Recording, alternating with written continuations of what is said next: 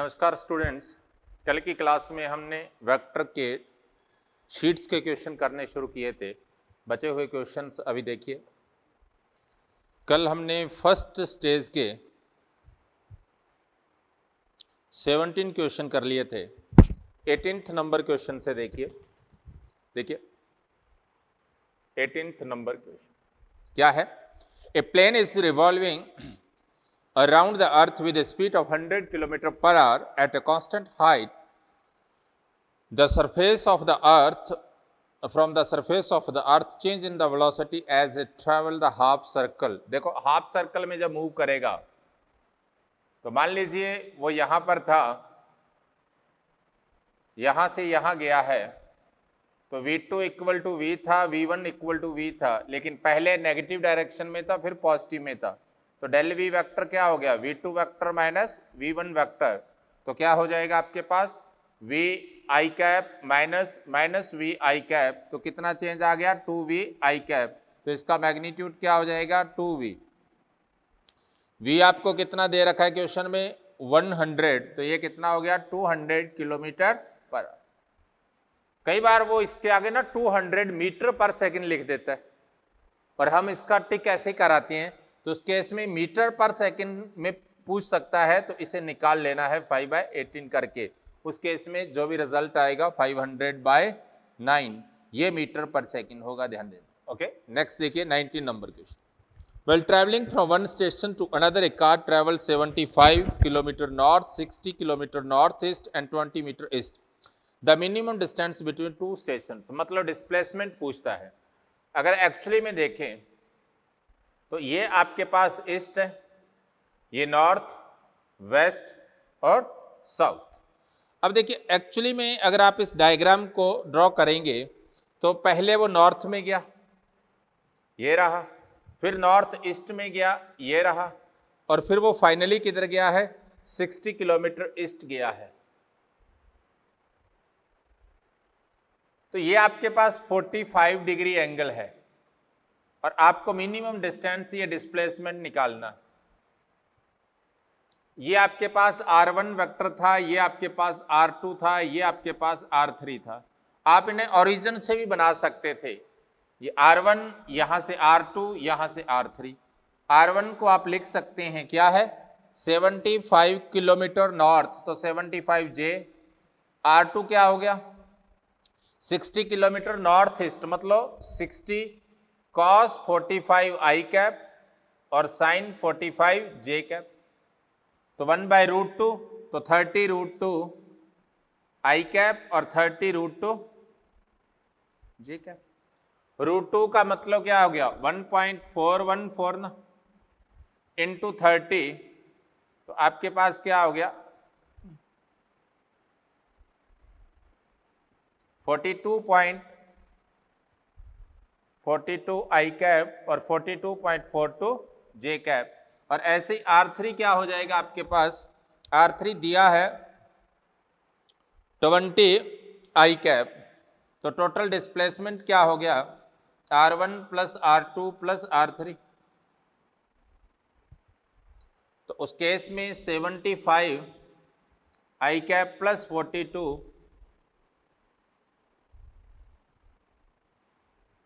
या 40 और प्लस 20 62.42 जे कैप।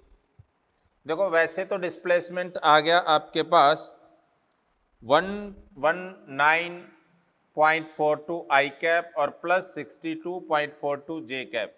जब आप इसका रिजल्ट निकालोगे ना तो आपको इसका स्क्वायर करना पड़ेगा, काफ़ी कैलकुलेशन लंबी हो जाएगी। तो इसमें थोड़ा सा मेरी बात मानिए, आप इसको 120 लिख लो और इसको थोड़ा कम कर दीजिए 60 लिख लीजिए। 60 कॉमन ले लो, 2 आई कैप प्लस जे कैप। तो इसका मैग्नीट्यूड क्या हो जाएगा 60√5। अब √5 क्या हो गया 2.3 के आसपास हो गया। तो 2.3 इंटू 60 2 ले लीजिए, आपके पास 6 इंटू 22 कितना आ गया 132। तो इसके आसपास कोई रिजल्ट है 132 ही दे रखा है, तो इसका रिजल्ट थर्ड आ जाएगा। ओके, नेक्स्ट देखिए 29। 6 वेक्टर्स a b c से एफ तक है। Which of the following statement is true? कौन सा स्टेटमेंट सही है?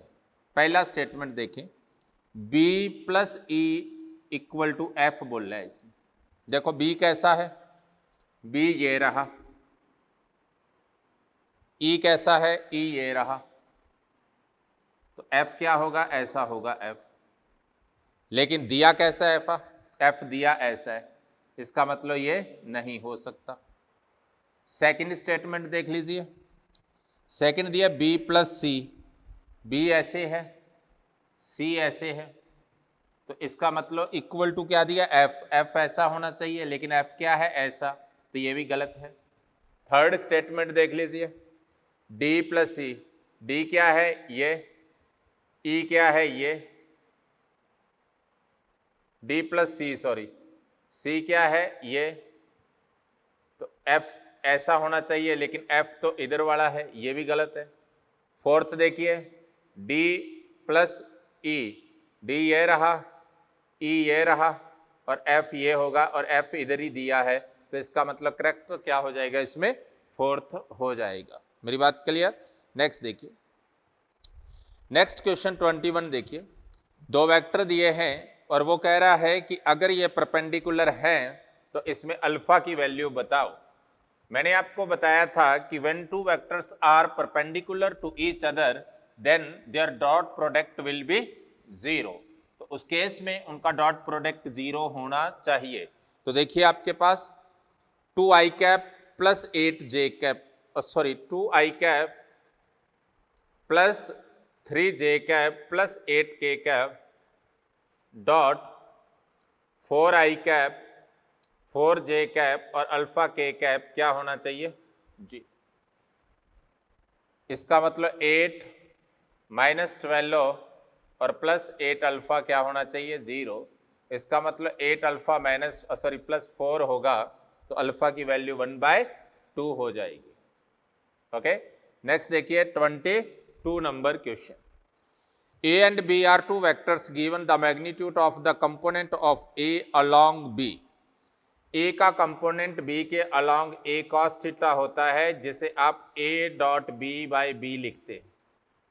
अब A और B का डॉट प्रोडक्ट क्या हो गया, 2i cap plus 3j cap dot i cap plus j cap over mod of i plus j, तो i का 1 स्क्वायर प्लस 1 स्क्वायर, आपके पास क्या आ गया 2 प्लस 3 ओवर √2, तो 5/√2 आपके पास रिजल्ट आ जाएगा।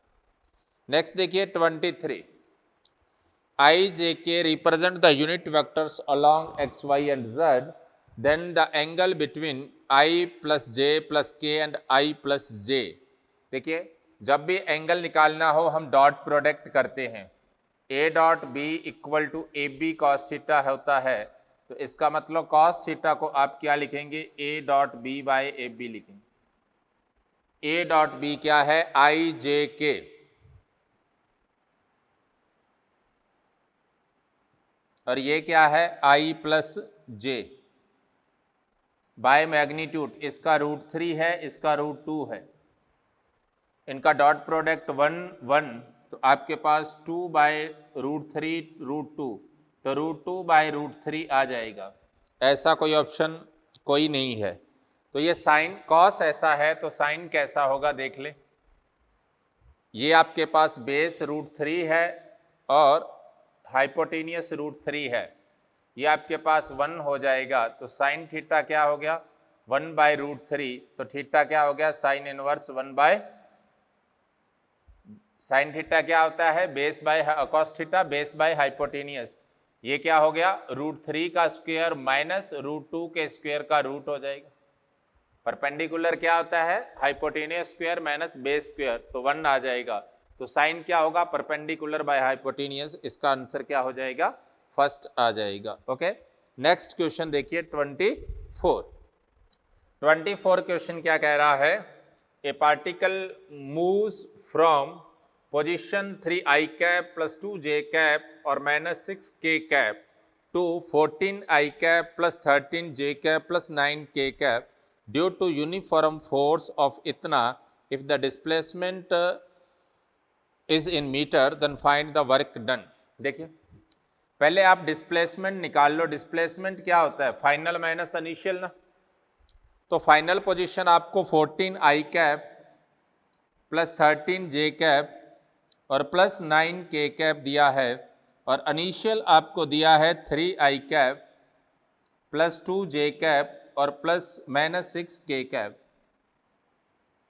तो आपके पास डिस्प्लेसमेंट क्या हो जाएगा? 11 आई कैप 11 जे कैप और माइनस माइनस प्लस 15 के। तो वर्क डन क्या होता है? Force dot displacement. फोर्स का आई कितना दिया है? फोर्स आपको दिया 4i जे प्लस 3k, तो इसका 4 है, इसका 11 प्लस 11 इंटू 1 प्लस 15 इंटू 3, तो ये आपके पास 44 plus 11 plus 45 equal to 100 joule आ जाएगा। इसका आंसर क्या हो जाएगा? फर्स्ट हो जाएगा। ओके, नेक्स्ट देखिए, if for two vectors a and b sum is perpendicular to difference the ratio of their magnitude। मैंने थ्योरी में आपको बताया था when a equal to b then their resultant of sum and resultant of difference will be perpendicular to each other। तो वैसे भी आप यहाँ देख सकते हैं, उसने कहा है कि a plus b is perpendicular to a minus b, ऐसा गिवन है, तो इनका डॉट प्रोडक्ट 0 हो जाएगा, क्योंकि दो परपेंडिकुलर वेक्टर का डॉट प्रोडक्ट क्या होता है? 0 होता है। तो a डॉट ए क्या हो गया? A square minus A dot B plus B dot A और minus B dot B, B square equal to 0। ये कैंसिल हो जाएंगे, क्योंकि जो a डॉट बी होता है वही b डॉट ए होता है। क्रॉस में बराबर नहीं होते, क्रॉस में नेगेटिव होते हैं, एक दूसरे के डॉट में बराबर होते हैं। इसका मतलब A square equal to B square, इसका मतलब a और b का मैग्नीट्यूड क्या होगा? इक्वल टू ईच अदर हो जाएगा। ओके, नेक्स्ट देखिए 26। देखिए आपको वेक्टर दे रखा है, वो कह रहा है a और b का a क्रॉस b के साथ क्या होगा? मैंने आपको बताया था a cross b perpendicular to a होता है, तो दो परपेंडिकुलर वेक्टर का डॉट प्रोडक्ट क्या हो जाएगा? 0 हो जाएगा। नेक्स्ट देखिए, if a cross b equal to b cross a then the angle between a and b। देखिए a cross b equal to b cross a होता ही नहीं कभी, लेकिन अगर 0 या पाई एंगल हो तो a क्रॉस b भी 0 होता है और b क्रॉस a भी 0 होता है, तो इसका मतलब एंगल क्या हो जाएगा? पाई एंगल हो जाएगा। मेरी बात क्लियर? नेक्स्ट देखिए, वैसे कुछ लोग कहेंगे सर ड्राइव करके बताओ, तो a cross b equal to question में दे रखा है b क्रॉस a, गिवन है, ऐसा होता नहीं है। तो a क्रॉस b को आप ऐसा लिख सकते हैं माइनस a क्रॉस b। मैंने इसको पलट दिया, इसको मैं इधर लाया तो 2a cross b equal to 0। ये तो 0 होने से नहीं रहा, इसका मतलब ये 0 है। इसका मॉड क्या होता है? A B sine theta equal to 0। A B भी 0 होने से नहीं रहा, तो इसका मतलब साइन थीटा 0 होगा, तो थीटा की वैल्यू 0 हो सकती है, पाई, 2 पाई, 3 पाई, इनमें से कोई भी वैल्यू दी है उसके लिए क्या होगा? 0 होगा, तो इनमें से अकेला पाई दिया है। नेक्स्ट देखिए, अगर a क्रॉस b का mod root 3a dot B हो, a क्रॉस b का जो मॉड है वो रूट 3a डॉट बी है, तो a क्रॉस b का मॉड क्या होता है? ए बी साइन थीटा, और ये क्या है? रूट 3ab कॉस थीटा, तो ये कैंसिल हो जाएगा, तो टेन थीटा आपके पास क्या आ गया? रूट 3 आ गया। इसका मतलब थीटा क्या है? 60 डिग्री हो जाएगा। मेरी बात क्लियर? नेक्स्ट देखिए 6th question, sorry 29th question. 29th question में दिया है कि a force F equal to acting on a particle causes a displacement इतना, if the work done is 6 joule then find the value of C। इसमें C missing है, तो आपको पता है वर्क डन क्या होता है? फोर्स डॉट डिस्प्लेसमेंट, और ये गिवन है 6। F डॉट S क्या हो गया? 3 माइनस 4 माइनस 12 प्लस 2c और माइनस 6 इक्वल टू 6, तो आपके पास 2c इक्वल टू कितना हो गया 24 हो जाएगा। तो इसका मतलब c की वैल्यू 12 आ जाएगी। ओके, नेक्स्ट 30 नंबर क्वेश्चन देखिए, if a cross b equal to √3ab, अभी निकाला था तो थीटा 60 डिग्री हो गया, और जब थीटा 60 डिग्री होगा तो a प्लस बी का मॉड क्या होगा, a square plus B square plus 2ab cos 60 का रूट,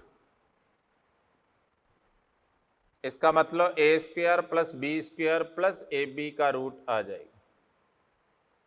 नेक्स्ट देखिए 31 number, vector which is perpendicular to a cos theta I cap plus b sin theta J cap, जिसके साथ dot product 0 होगा वो perpendicular हो जाएगा।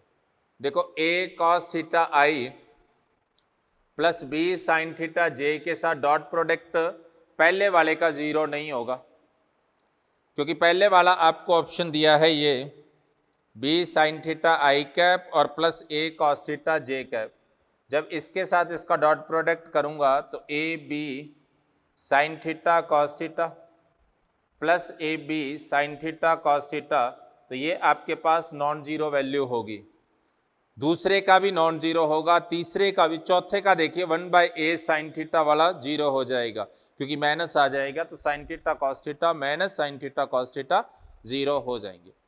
What is the value of linear velocity, अगर आपको एंगुलर वेलोसिटी दे रखा है तो v इक्वल टू आप ओमेगा क्रॉस r लिखते हैं, जैसे आप आई कैप जे कैप के लिख सकते हैं।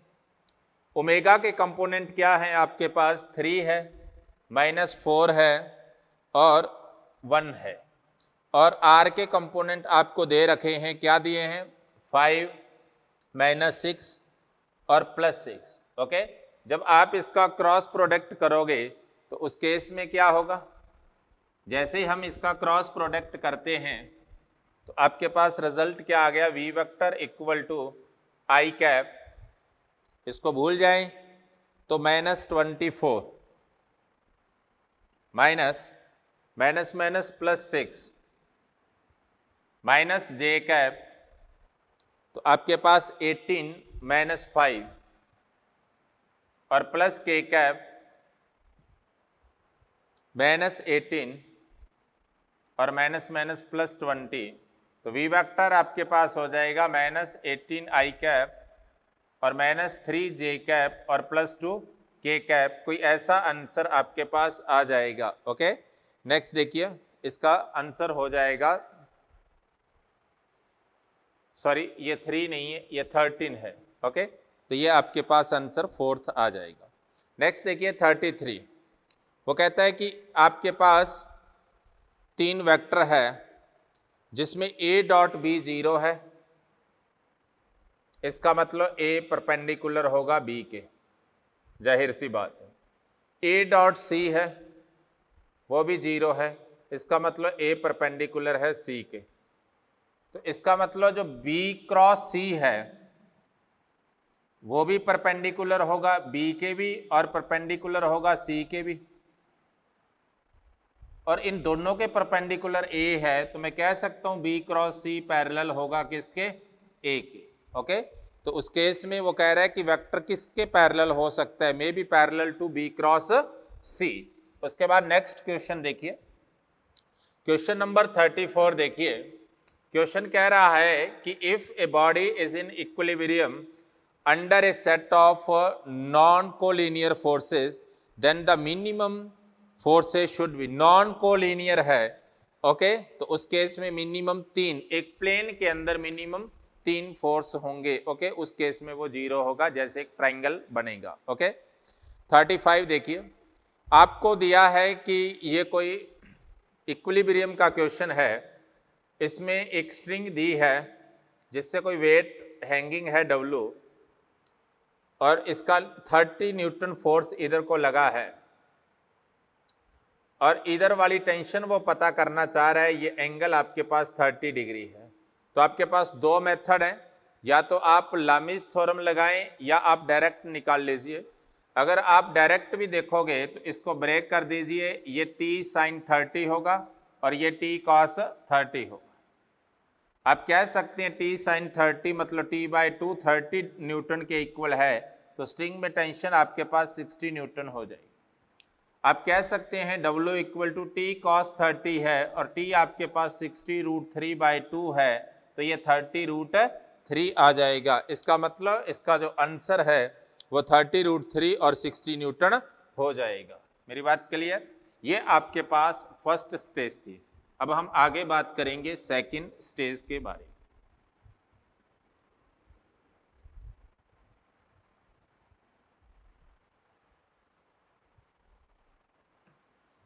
हाँ भाई, सेकंड स्टेज देखिए। सेकंड स्टेज में पहला क्वेश्चन देखिए, आपको दिया है दो इक्वल का मैग्नीट्यूड, ऐसा मैं आपको थ्योरी में करा चुका हूं, देख लेना। सेकंड क्वेश्चन देखिए, two vectors be zero, can the resultant of two vectors be zero? First है yes the two vectors are the same in magnitude and direction. गलत कह रहा है, अगर सेम मैग्नीट्यूड और डायरेक्शन में होगा तो नॉन जीरो होगा। नो, ये भी हो सकता है अगर दोनों वेक्टर सेम हो और अपोजिट डायरेक्शन में, थर्ड आंसर हो जाए। नेक्स्ट देखिए थर्ड क्वेश्चन, ये क्वेश्चन आपको थ्योरी में करवाया हुआ है, देखना वहां से। थर्ड एट्थ जैसा ही है, एट्थ मैंने कराया था, फोर्थ मैंने करा दिया था, फिफ्थ भी करा दिया था। सिक्स्थ क्वेश्चन देखिए,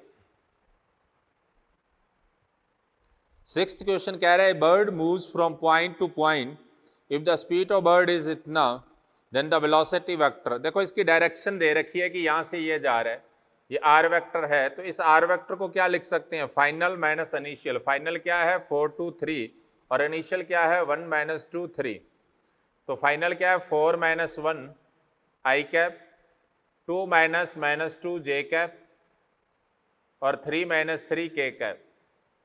तो उस केस में 3 I cap plus 4 J cap और प्लस 0 के कैप हो जाए। तो आपके पास वेलोसिटी क्या होगी? V vector equal to V into R cap होता है, जिसे V into R vector by mod of R लिख सकते हैं।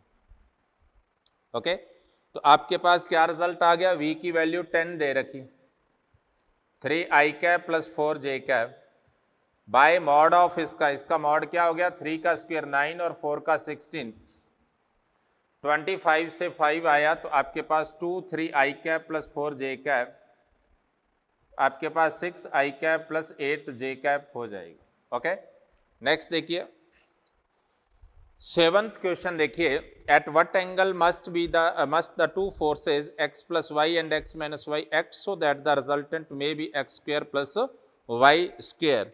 देखो दो वेक्टर हैं, आपको रिजल्टेंट ये है तो एंगल पूछा है कितना होगा। अब लिख सकते हैं R square equal to A square plus B square plus 2ab cos theta. तो आप यहां से क्या लिख सकते हैं? आर स्क्वायर क्या है? X square plus Y square का रूट था आर, तो उसका स्क्वायर ये हो गया। ए स्क्वायर मतलब एक्स प्लस वाई का स्क्वायर क्या है? A Y square X square plus Y square plus 2xy। B square क्या है? एक्स माइनस वाई का square X square plus Y square minus 2xy और plus 2x square minus Y square cos theta.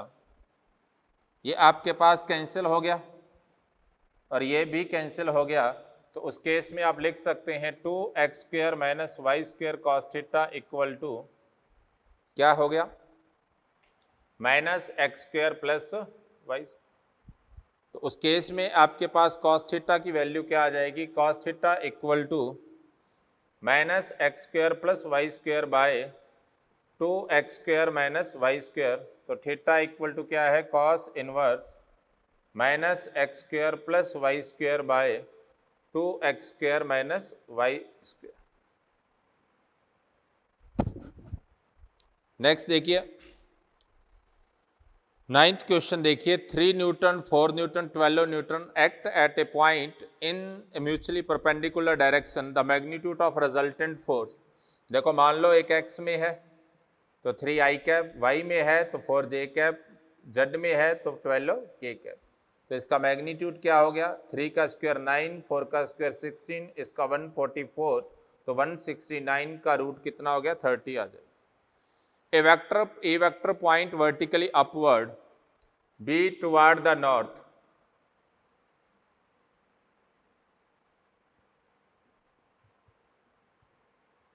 ए vector vertically upward है तो ए के cap हो गया, B toward the north है तो बी जे कैप हो गया। तो ए क्रॉस बी क्या हो जाएगा, ए क्रॉस बी आपके पास क्या है, ए बी के क्रॉस जे, और के क्रॉस जे माइनस आई होता है तो ए बी माइनस आई का मतलब क्या है, वेस्ट की ओर हो जाएगा, तो along the west. Find the component of R vector in the direction of A vector. तो आपको पता है आर वेक्टर का कंपोनेंट आर कॉस थीटा होगा जो R dot A by A होगा, ए की डायरेक्शन में है तो R cos theta A cap लिखेंगे इसे वेक्टर फॉर्म में। आप लिख सकते हैं R dot A by A cap, और ए कैप को आप लिखेंगे are vector dot A vector into A vector by A, तो ए कितना हो गया, ए स्क्वायर हो जाएगा। ओके, नेक्स्ट देखिए 11th के बाद 12th क्वेश्चन देखिए। ए vector is not changed if it is displaced parallel to itself. उसको उसके पैरेलल कितना भी डिस्प्लेस कर दीजिए उस वेक्टर में कोई चेंज नहीं होगा। अगर रोटेट कर देंगे वेक्टर का मैग्नीट्यूड चेंज नहीं होगा बट वेक्टर चेंज हो जाएगा। क्यों, वेक्टर का एक्स के साथ जो एंगल है वो चेंज होने से उसका एंगल चेंज होगा जिससे कंपोनेंट चेंज हो जाएंगे। Okay, it is cross multiplied by A unit vector. अगर किसी यूनिट वेक्टर से क्रॉस प्रोडक्ट कर देंगे तो भी वेक्टर चेंज हो जाएगा, और अगर किसी स्केलर से चेंज करेंगे तो भी डेफिनेटली उसका मैग्नीट्यूड चेंज हो जाएगा। Which of the following is not a property of A vector. A plus zero equal to A होता है, सही है।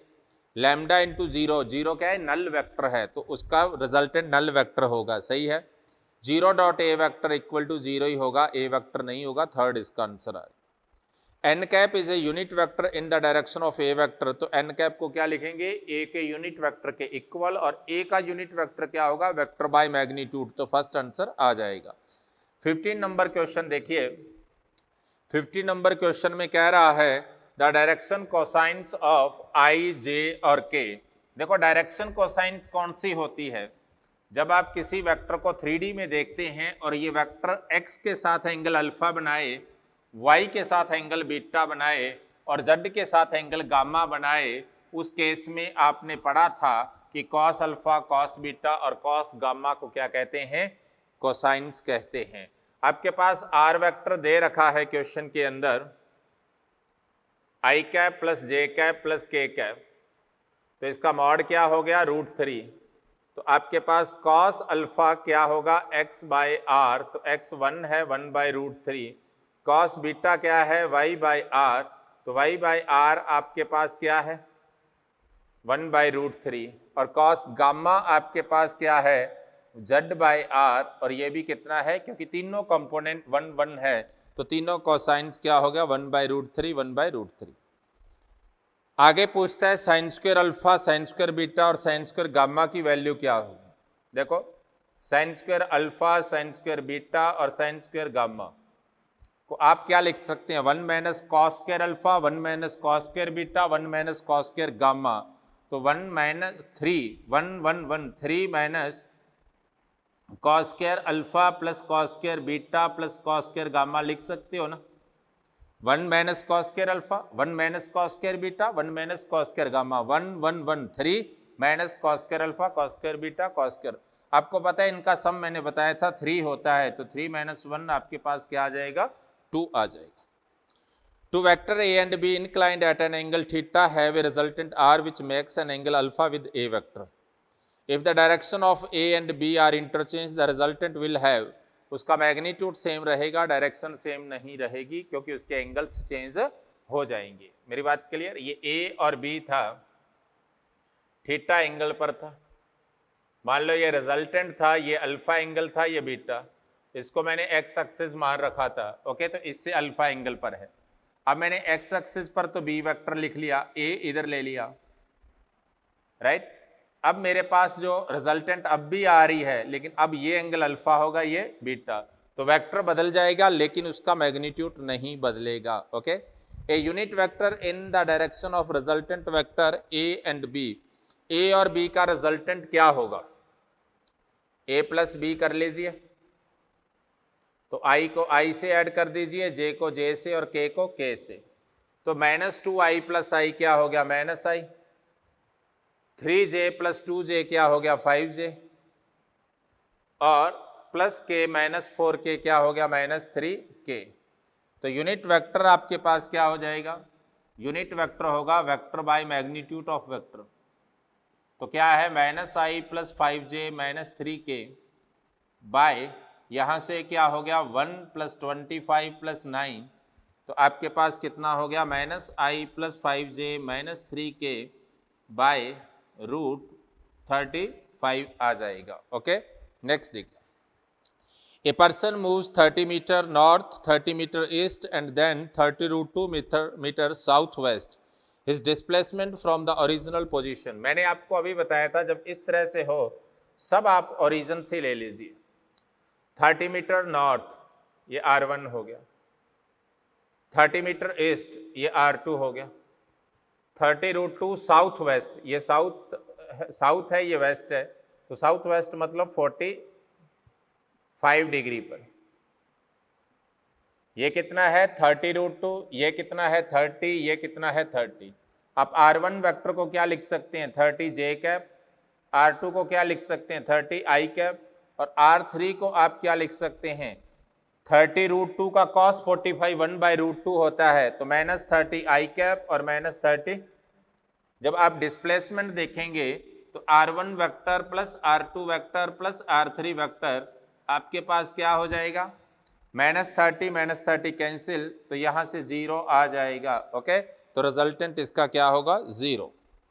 Next, X Y Z coordinate आपको दे रखे हैं ए बी पॉइंट के, द डिस्प्लेसमेंट वेक्टर पूछा है, तो डिस्प्लेसमेंट वेक्टर आपको पता है R final minus R initial लेते हैं जब पॉइंट्स दिए हों, तो आपके पास फाइनल माइनस इनिशियल, तो -2 -0 i कैप, 8 -4 j कैप और -4 -2 k कैप, तो -2 i cap plus 4 j cap और -2 k कैप आपके पास रिजल्ट आ जाएगा। Okay, a unit vector A vector of magnitude 5 unit due east, what is the magnitude of -5a, तो 5 unit का 5a क्या हो गया 25, ईस्ट का नेगेटिव क्या हो जाएगा वेस्ट, तो 25 वेस्ट हो जाएगा।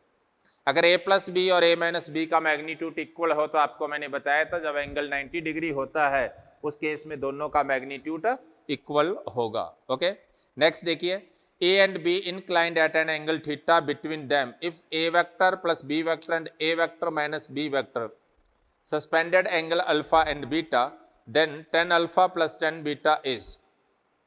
देखो अच्छा सवाल है आपके पास, ये a वेक्टर था, ये b वेक्टर है, ये आपके पास a प्लस बी होगा और a प्लस बी का एंगल अल्फा दिया है, ये आपके पास a माइनस बी होगा और इसका एंगल आपको बीटा दिया है। उसने आपसे tan alpha plus tan beta पूछा। tan अल्फा का फॉर्मूला होता है क्या b sine theta by a plus B cos theta, और प्लस इसका फॉर्मूला होता है b sine theta by a minus B cos theta. अब आप ऐसे मत करना कि जो आपने अल्फा और बीटा के फॉर्मूले लिखे थे वो तो आपने इसको अल्फा लिया था इसको बीटा, उनको मत ऐड कर देना, वो थीटा ही आ जाएगा। ओके, ये अलग अलग है दो। ओके, तो उस केस में आपके पास क्या रिजल्ट आ गया b साइन थीटा कॉमन आ गया, a square minus B square cos theta a minus B cos theta और plus a plus B cos theta, तो b कॉस थीटा से b कॉस थीटा कैंसिल, तो 2ab sine theta by a square minus B square cos square theta, sir cos भी था तो cos square theta, तो ये आपके पास रिजल्ट आ जाएगा, सेकंड आंसर आ जाएगा। ओके, नेक्स्ट क्वेश्चन देखिए 24। हाँ भाई 24 क्वेश्चन क्या कह रहा है, 24 कह रहा है कि resultant of two vectors a vector and b vector is of magnitude p. If b is reverse, then the resultant of magnitude is q. Then p square plus q square is equal to, देखो p क्या है दोनों का सम है, p क्या है दोनों का सम है। p वेक्टर को आप लिख सकते हैं a प्लस बी, तो पी स्क्वायर क्या हो गया, A square plus B square plus 2ab cos theta, right. Q vector क्या है, a माइनस बी है, और a माइनस बी को आप क्या लिख सकते हैं, Q square equal to A square plus B square minus 2ab cos theta. उस केस में P square plus Q square क्या हो जाएगा, P square plus Q square क्या हो गया, ये कैंसिल हो जाएगा, 2a square plus B square आपके पास रिजल्ट आ जाएगा। Okay, next, which of the following quantity is dependent on the choice of orientation of axis। देखो a प्लस बी, आप एक्सिस कहीं भी ले लो, a प्लस बी का वेक्टर वहीं रहेगा, ax प्लस बी वाई ये चेंज हो जाएंगे, क्योंकि जब आप मान लो आपके पास ये दो वेक्टर है, एक a है दूसरा b है, मान लो, तो a प्लस बी यहां कहीं है ना, आप इसको कहीं भी ले लो ये यहीं रहेगा। लेकिन अगर आप इसके अंदर कोऑर्डिनेट सिस्टम को चेंज कर देते हैं, राइट, मान लो आप यहां ले लेते हैं कोऑर्डिनेट, तो उस केस में इसका पहले कंपोनेंट ये था, अब कंपोनेंट ये हो जाएगा, चेंज हो गया ना, इसका पहले कंपोनेंट ये था, अब इसका कंपोनेंट ये हो जाएगा, चेंज हो गया ना, अब ये हो गया, पहले ये था। ओके, तो उसका ax और by का सम दोनों चेंज हो जाएंगे। ए बर्ड फ्लाइज फ्रॉम इतने टू इतने, bird the displacement in the form in the vector form, तो फाइनल माइनस इनिशियल करके निकाल लेना। Okay, A vector and B vector which of the following is correct. आपको दो वेक्टर दिए हैं, वो कह रहा है दोनों इक्वल हैं, देख लीजिए, ए वेक्टर इक्वल टू क्या है, 2i cap minus 3j cap minus k cap, और बी वेक्टर इक्वल टू क्या है, 4i cap minus 6j cap और plus minus 2k cap. Equal नहीं है दोनों। अगर मैं यहां से दो कॉमन लेता हूं ना, तो 2i cap minus 3j cap minus k cap आता है। बी वेक्टर इक्वल टू क्या है, 2a कैप वेक्टर है। इसका मतलब b और a पैरेलल जरूर हैं, इक्वल नहीं है। ओके, तो आप कह सकते हैं ये दोनों वेक्टर क्या हैं, एक दूसरे के पैरेलल हैं। मेरी बात क्लियर। उसके बाद देखिए थर्ड क्वेश्चन, थर्ड स्टेज की बात करते हैं।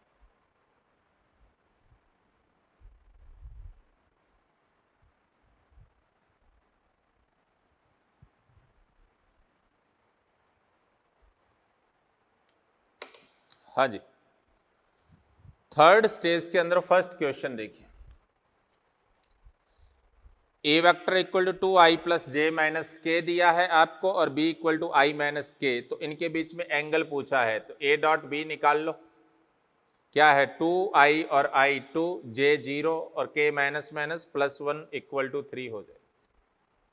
इसका मैग्नीट्यूड क्या है, a का मैग्नीट्यूड है √4 प्लस 1 रूट 6 है, और b का मैग्नीट्यूड है √2। तो आपके पास cos थीटा क्या आ गया, a dot B by A B, तो आप 3 बाय √6 इंटू √2 लिख सकते हैं। ये आपके पास कितना हो गया, √3 बाय √2 हो गया। इसको कैंसिल कर दिया मैंने, तो ये आपके पास 2 आ गया। तो ये आपके पास थीटा कितना आ जाएगा, 30 डिग्री आ जाएगा। सेकंड क्वेश्चन देखिए, a unit vector and vector, a unit vector perpendicular to A vector and B vector, दोनों के परपेंडिकुलर कौन होगा, इनका क्रॉस प्रोडक्ट होगा। तो क्रॉस प्रोडक्ट निकाल लीजिए, क्या होगा देखिए, आई जे के क्या है, 2 3 1 और 1 माइनस 1 1, तो आपके पास इसका क्रॉस प्रोडक्ट क्या आ गया, I cap 3 minus minus plus 1 minus J 2 minus 1 plus K minus 2 minus 3, तो आपके पास 4i माइनस जे और माइनस 5k आ गया।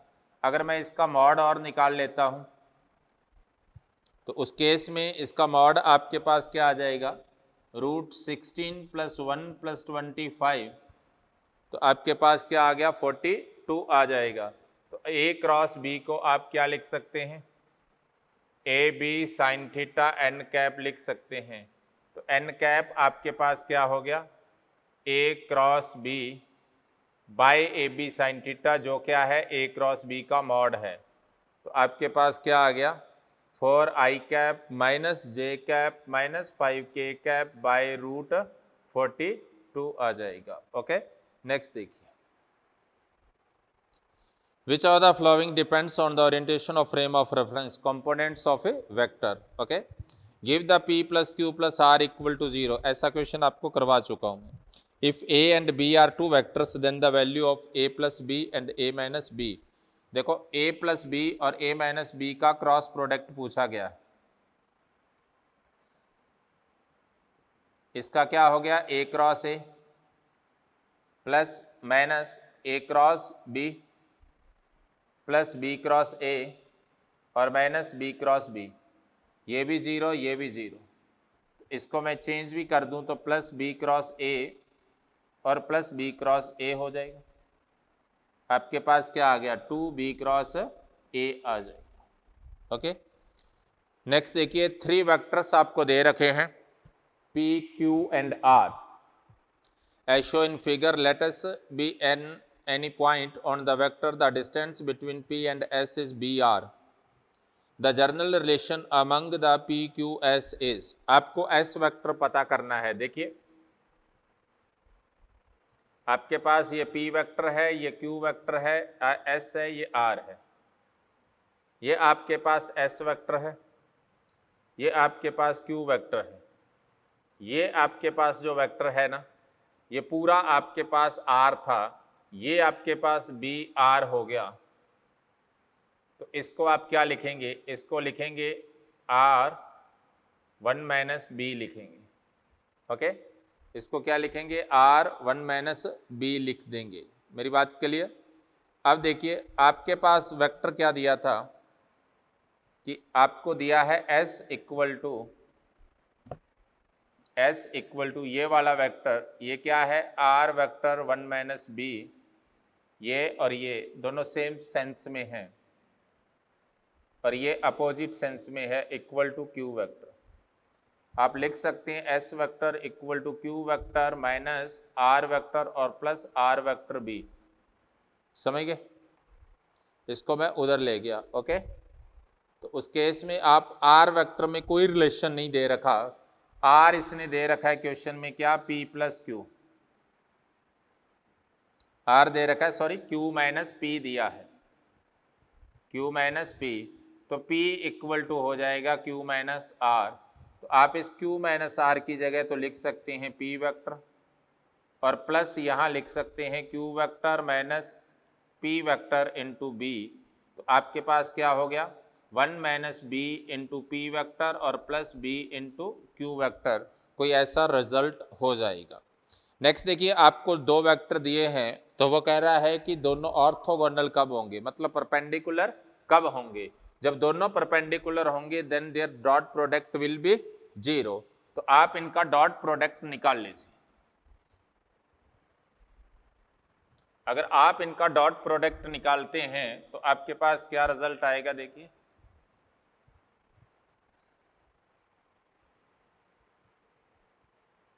ए डॉट बी इक्वल टू 0 होना चाहिए। तो cos omega T into cos omega T by 2 plus sine omega T into sine omega T by 2 equal to 0। इसे आप क्या लिख सकते हैं, cos A cos B sine A sine B क्या हो गया, cos A minus B equal to 0। इसका मतलब cos omega T by 2 equal to 0, इसका मतलब omega T by 2 equal to pi by 2 हो जाएगा, क्योंकि कॉस पाई बाई 2 की वैल्यू 0 होती है। तो टी आपके पास क्या होगा, पाई बाय ओमेगा हो जाएगा। 8th क्वेश्चन हम आपको थ्योरी में बता चुके हैं, 6AO हो जाएगा। 9th क्वेश्चन देखिए, a metal sphere is hung by a string fixed to a wall, the sphere is pushed away from the wall by a stick. The forces acting on the sphere are shown in the second diagram. Which of the following statement is wrong? देखिए आपके पास ये कोई result दिया है, ये P है, ये W wait है, ये T है, इक्विलिब्रियम में है, तो इसका मतलब तीनों का वेक्टर सम 0 होगा। एक बात तो ये गांठ बांध लीजिए, तीनों का वेक्टर सम 0 होगा, मतलब सेकंड स्टेटमेंट सही है। फिर अगर आप इसे वेक्टर को तोड़ते हो तो ये T cos थीटा है, ये T sin थीटा, राइट। इस केस में आप कह सकते हैं कि T sin theta equal to P है और T cos theta equal to W है। अगर आप इनका स्क्वायर निकाल लोगे, T square sine square theta plus cos square theta 1 होता है, तो ये आपके पास होगा एक रिलेशन। इसका मतलब थर्ड भी सही है। अगर आप इनको डिवाइड कर देते हैं तो डिवाइड करने से आपके पास tan theta equal to P by W होगा। इसका मतलब आप P इक्वल टू लिख सकते हैं W tan theta. First statement भी सही है, लेकिन तीनों फोर्स का सम इक्वल नहीं हो, जीरो मतलब P प्लस W T के बराबर नहीं होगा, फोर्थ रॉन्ग स्टेटमेंट है।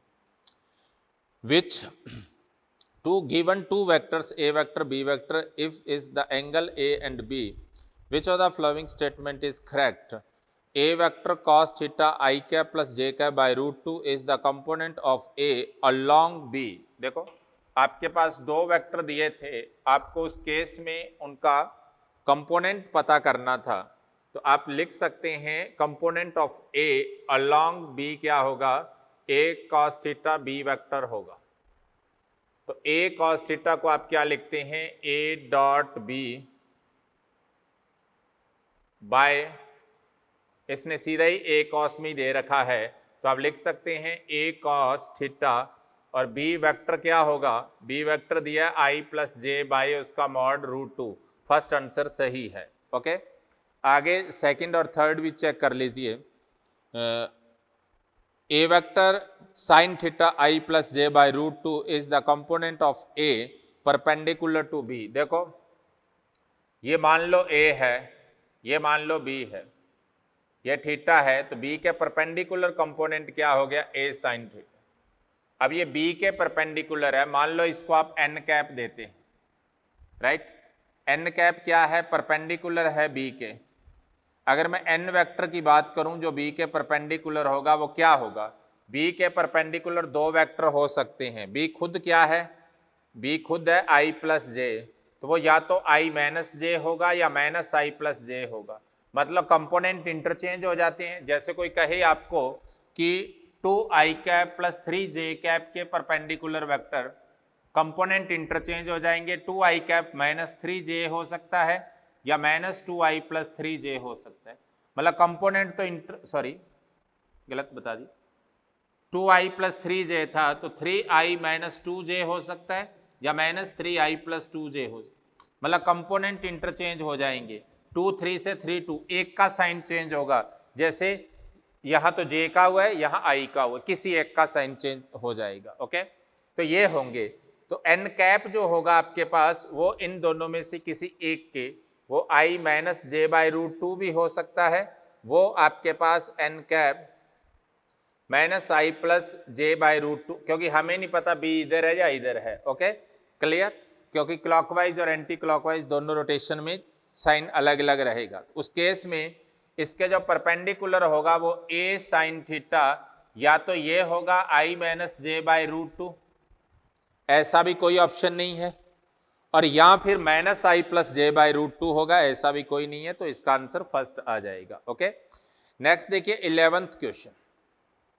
If the magnitude of sum of two vectors is equal to the magnitude of difference of two vectors, then the angle between them 90 degree. पता ही है, जब 90 होता है तो उन दोनों का सम और डिफरेंस क्या होते हैं, सेम होते हैं।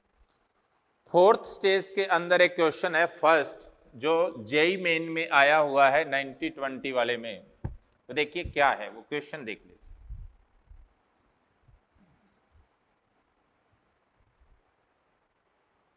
आपके पास ये कोई क्यूब है,